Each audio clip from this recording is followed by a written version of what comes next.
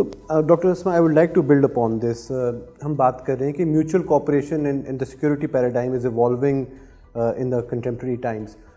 But we see that there has been a lot of disinformation with regard to Pakistan, and very recently a very elaborate disinformation campaign where fake entities, fake NGOs, fake media outlets were established by India, and which were propelling or propagating ایک ایسا پیغام دیا جا رہا تھا کہ پاکستان عالمی طور پہ تنہائی کا شکار ہے یا گلوبل آئسولیشن کا شکار ہے. تو اس پس منظر میں اگر تو پاکستان گلوبل آئسولیشن کا شکار ہے تو کیسے ممکن ہے کہ 45 سے بھی زیادہ کنٹریز کے نیول ایسے اس وقت پاکستان میں اس ایکسرسائز میں شمولیت کر رہے ہیں, 100 سے زیادہ کنٹریز کے ڈیلیگیٹس اس کانفرنس میں شرکت کریں گے. So how do you see this whole allegation of global isolation? See, number one, as a sovereign independent country, we should not allow such allegations to define ourselves. We are defined by the actions we take. And this naval exercise is one of the most prominent action taken by Pakistan. We are conducting them since 2007.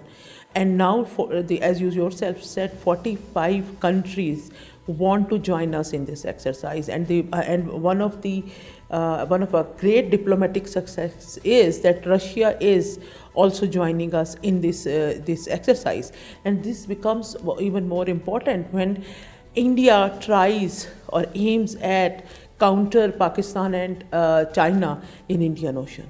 And one of the so-called, it means, or Russian participation in naval exercises, it means that Russia is also trying to realign itself and expand diplomatically. Russia also wants to see that how its relations, whether they are defense or economic or trade, but how they evolve with other countries with whom Russia was not opened up for so long. So this is really important. And then here I would like to quote from a book, Sea Power, which was written by a US naval officer, some general, I forgot the name, but he wrote that future is of Indian Ocean. So right now Indian Ocean is becoming a focal point in the naval warfare or maritime security paradigm because of its economic, trade and strategic relevance to international economy and security. We'll come to that later in our upcoming so question. Definitely Pakistan کے لیے یہ بہت بڑی سفارتی کامیابی ہے کہ ہم صرف لفظوں یا بیانات کی حد تک نہیں کہہ رہے کہ ہم آئسولیٹ نہیں ہیں, ہم پریکٹیکلی یہ پروف کر رہے ہیں کہ ہم آئسولیٹڈ نہیں ہیں. تبھی 45 ملکوں کے نیوی کے بحری وفد اور 100 ملکوں کے ڈیلیگیشنز ہمارے ساتھ مل کر دنیا مستقبل کی میریٹائم سیکیورٹی کے بارے میں غور و فکر کر رہے ہیں. اچھا کموڈر صاحب, جس طرح ڈاکٹر اسما نے بھی بات کی جو کہ Russia for the first time Pakistan کے ساتھ نیول ایکسرسائز میں انگیج کر رہا ہے, and also it is after 10 years کہ رشیا نیٹو کنٹریز کے ساتھ 10 سال کے بعد ایک نیول ایکسرسائز میں شرکت کر رہا ہے, اور وہ جو یہ شرکت ہے وہ پاکستان کے ساحلوں پہ ہو رہی ہے. ہاؤ سگنیفیکنٹ از دس, اس کا کیا پس منظر ہے اور یہ کیا معنی رکھتا ہے؟ الحمدللہ جب پہلی دفعہ یہ مشقیں شروع ہوئی تھیں امن کے نام سے 2007 میں, میری خوش قسمتی کہ ان میں شامل تھا. I was there at the planning and then execution phase. اس وقت بھی پاکستان نے کوشش کی اور امریکہ اور چین پہلی دفعہ اکٹھے مطلب پاکستانی کمانڈ میں انہوں نے آپریٹ کیا. So that was the first time that these two nations were pull through for operating in the same exercise. اور اس دفعہ کی سگنیفیکنس اس لیے زیادہ بیکاز اس دفعہ رشیا بھی اس میں شامل ہو گیا ہے, چائنیز کے ساتھ وہ آپریٹ کرے گا for the first time when Americans are also present. دیکھیے اس وقت ہمارا مقصد جیسے ڈاکٹر صاحبہ بھی کہہ رہی ہیں کہ ہمارے لیے بہت بڑی کامیابی ہے کہ ہم نے اتنے ممالک کو جو ان کو قریب لائے وہ آئے ہیں, ہمارے پاس آپریٹ کر رہے ہیں. اور یہ اس چیز کا منہ بولتا ثبوت ہے کہ الحمدللہ پاکستان جو ہے it is not for neither for isolation Noor for terrorism. ہم لوگ تو بلکہ خود جو ہے نا سب سے بری ٹیررزم کا ہم شکار ہوئے ہیں. تو یہ ایک پیغام جا رہا ہے، اور اس میں Russian participation is very significant, because آپ نے دیکھا ہوگا کہ پہلے جو کولڈ وار میں بلاکس بنے ہوئے تھے جس میں کہ جو وارسا پیکٹ بالکل ڈفرینٹ اس میں تھے اور نیٹوز کے الگ، تو ابھی اس طرح کی وہ نیٹو تو ابھی بھی ہے، لیکن ابھی وہ جو ہے نا وہ برف پگھل رہی ہے. اب رشیا ہیز کم آؤٹ، اور اس کی یہ پارٹیسپیشن جس میں China and again America are operating, so it's a big success for Pakistan, alhamdulillah. And also maybe کہ Pakistan is seen as a major regional player, that they have chose Pakistan as a venue or a location where they would collaborate. Pakistan is a significant player. I won't say it's a major, it's a significant player, again because of the fact that we have a very strategic location. ہمارے جو energy corridors ہیں ہمارے بالکل گھر کے دروازے کے سامنے سے گزر رہے ہیں. اس وقت جو 33 to 35% of the world gas and oil, جس میں کروڈ آئل اور پیٹرولیم پروڈکٹس ہیں، وہ گوادر سے 200 کلومیٹرز کے فاصلے پہ سے گزر رہی ہیں. پاکستان الحمدللہ ہیز ویری سگنیفیکنٹ امپورٹنس. اور اس کے ساتھ ساتھ میں کیونکہ جو بحر ہند ہے اس کی اپنی ایک امپورٹنس ہو گئی ہے اگین، کیونکہ یہ مختلف کانٹیننٹس کو جو ہے نا وہ ملاتا ہے ڈائریکٹلی اور انڈائریکٹلی جو ہے، اور یہاں پہ بہت ایکٹیویٹیز چل رہی ہیں. آپ نے شاید پڑھا بھی ہوگا کہ چائنا کی اور یونائٹڈ اسٹیٹس کی اپنی ایک جو ہے نا بگر گیم شروع ہو گئی ہے اس میں، جس میں کہ جب انہوں نے پرل آئلینڈز جو ہیں میانمار کے وہ چائنیز کو لیز پہ دیے، تو اس میں امریکہ کو اور خاص کر ہندوستان کو بہت تکلیف ہوئی تھی اس پہ. تو اس لحاظ سے الحمدللہ پاکستان سگنیفیکنٹ بھی ہے، امپورٹنٹ بھی ہے اور ریلیونٹ بھی ہے. اچھا ڈاکٹر اسما، ایک جو ہم بہت عرصے سے سنتے آ رہے ہیں، Pakistan has a very significant geographic presence, and they say that it's both a gift and a curse for Pakistan.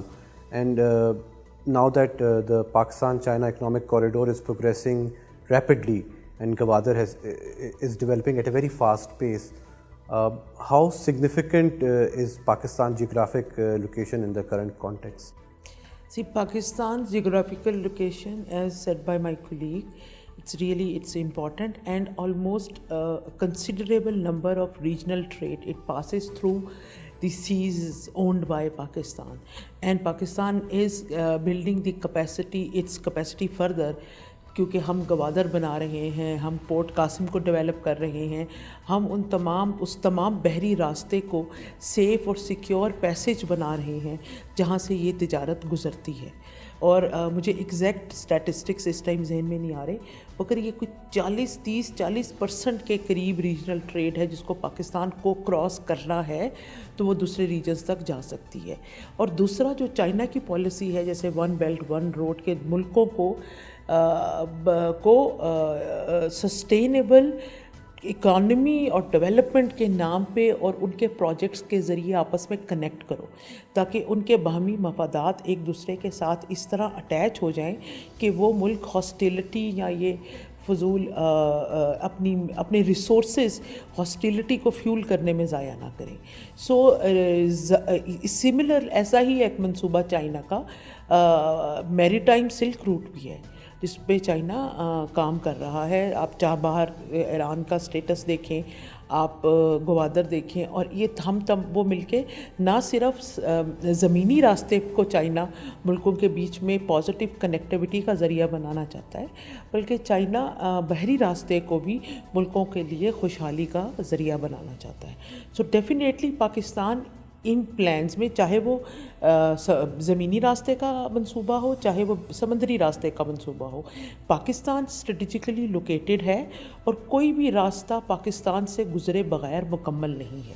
Again چاہے سمندری راستہ ہے چاہے زمینی راستہ ہے. سو ڈیفینیٹلی پاکستان کے لیے یہ بہت اچھا موقع ہے کہ پاکستان اپنے آپ کو ایک بینیفیشیل ریجنل ایکٹر کے طور پہ متعارف کروا بھی رہا ہے.